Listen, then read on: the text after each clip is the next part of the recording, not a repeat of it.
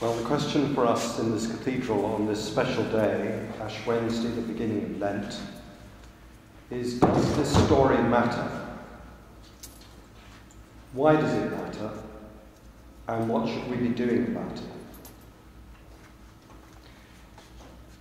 When asked about this issue, government ministers and others, commentators in the media, have said it's inevitable that some people will have less than others. It is necessary that the welfare state is reformed, and it is vital that people living on benefits should not receive so much that they are disincentivized to work. Further, they have said that the churches, in drawing attention to this, appear to have a naive view that the taxpayer should go on supporting the poor indefinitely. I'm here today because I take a different view from you. I take the view that Christians should be deeply disturbed by the fact that for many people, not just in our poorest neighbourhoods, but as you've heard, in the places where the food banks are, in our market towns and in our villages, our neighbours are living with very significant poverty. Much of it is invisible. We're not watching people walking in rags down the road. What we're watching is people desperately trying to keep their way of life going when they may have lost their job and have several mouths to feed, when they have been able to sustain their way of life until something goes badly wrong, like the roof leaks, or the washing machine breaks, or someone gets sick, and suddenly there isn't enough money to pay the rent, and the gas bill, and the food bill. Imagine what it might be like if you're living below the minimum wage, perhaps earning £6.50 an hour and working 50 hours a week. And out of that you have to pay your housing costs and your food costs and your heating costs. Just think what it costs to buy a week's worth of groceries in Sainsbury's for 4 people. And imagine how many hours you need to work to generate enough of that before you pay for anything else at all. And we're talking about people who can't afford to drive cars and get to the cheapest outlets.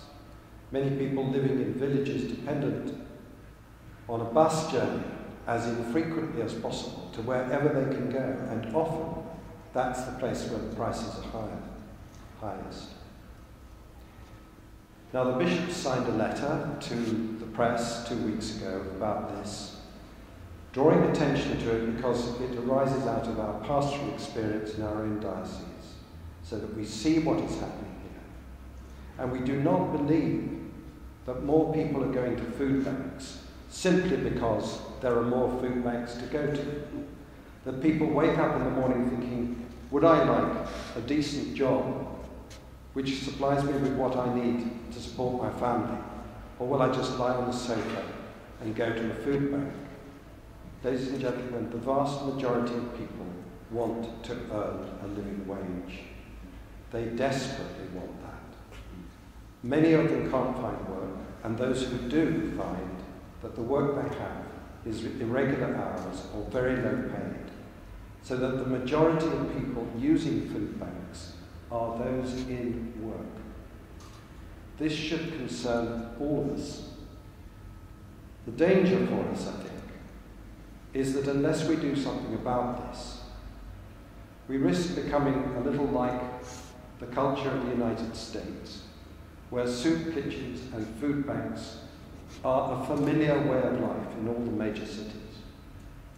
Once we get used to this, it will become a familiar way of life here, and our indignation may evaporate.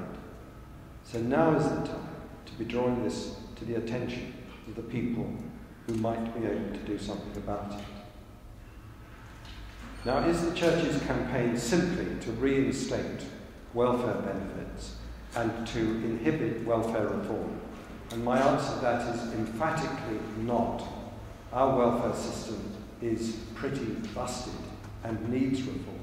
It's far too complex and far too difficult to administer.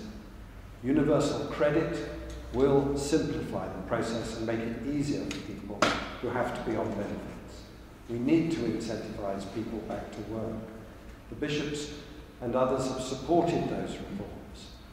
But the aggregated effect of all the reforms that are coming at once, and in particular, the decision by the government to confine increases in benefits to a maximum of 1% per annum going forward, means that as fuel costs go up by anything like 8 or 9% per annum, and food costs up by 3 to 5% per annum, the poor are going to get ever poorer, and quite quickly. Further, the Chancellor has already announced an intended £25 billion of further cuts on the welfare bill. And that means either taking £1,000 from 25 million people, or £10,000 from 2.5 million people.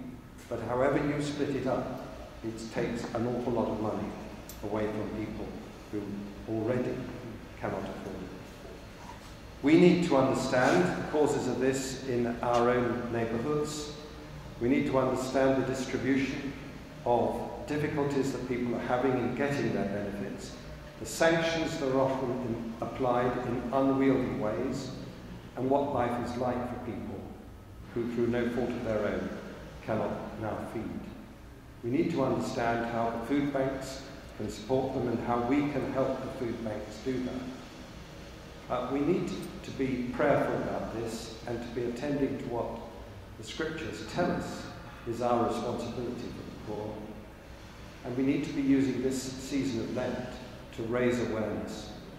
The polls being published by the End Hunger Fast campaign demonstrate that, in fact, the great majority of people in our churches are concerned about this, and that there's more concern out there in society at large than we think there is once people understand the nature and the scale of the problem.